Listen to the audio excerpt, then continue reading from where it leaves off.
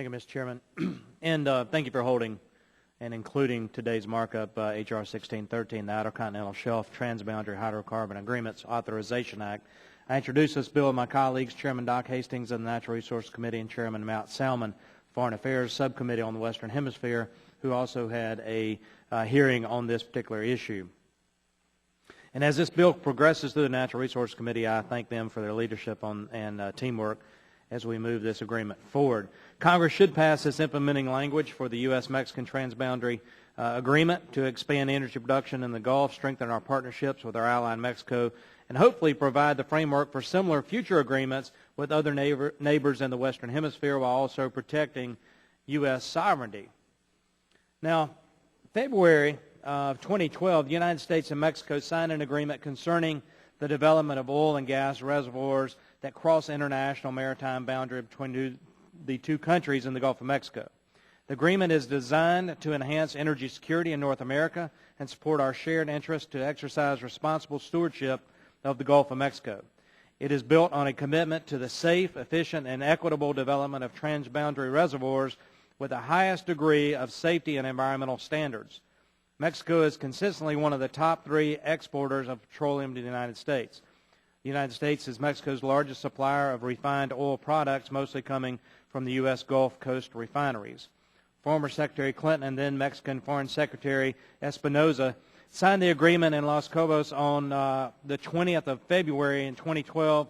Mexico ratified the agreement in April of 2012. The agreement establishes a framework that promotes utilization of maritime transboundary reservoirs. Upon entry into force, the current moratorium on oil exploration and production along the boundary of the Western Gap portion of the Gulf of Mexico will end. Mexican law currently prohibits Petróleos Mexicanos, or Pemex, from jointly developing resources with leaseholders on the U.S. side of the boundary. Mexico opened the door to such cooperation in a 2008 energy reform law, but only if the cooperation takes place pursuant to an international agreement governing transboundary reservoirs. The agreement takes advantage of this opportunity. The transboundary agreement facilitates the formation of voluntary arrangements, utilization agreements between U.S. leaseholders and Pemex for the joint exploration and development of transboundary reservoirs. It also provides appropriate incentives to encourage the formation of such arrangements if a reservoir is proven to be a transboundary and utilization agreement is not formed. Ultimately, the agreement provides that the development may proceed in an equitable manner that protects each nation's interest.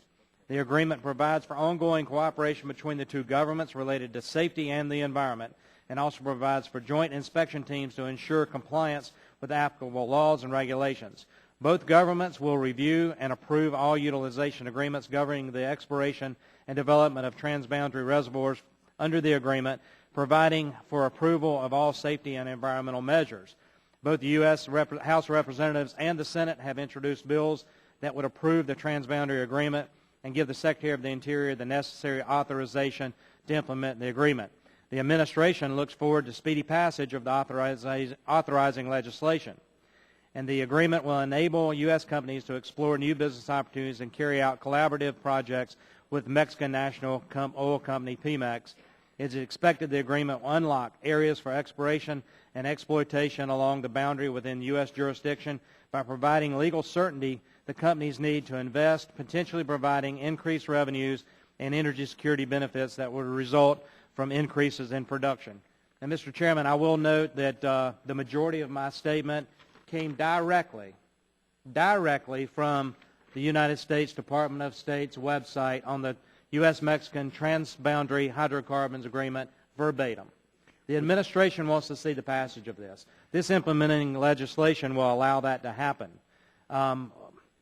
We talked a minute ago, or we heard the other side talk about the Dodd-Frank provision change.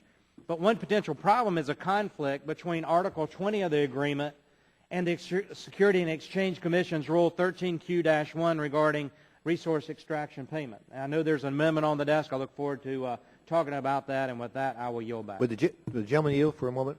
Yes, sir. Would the gentleman like to have that document that he shows? Yes, sir. I'd like to make this part of the record. Without objection,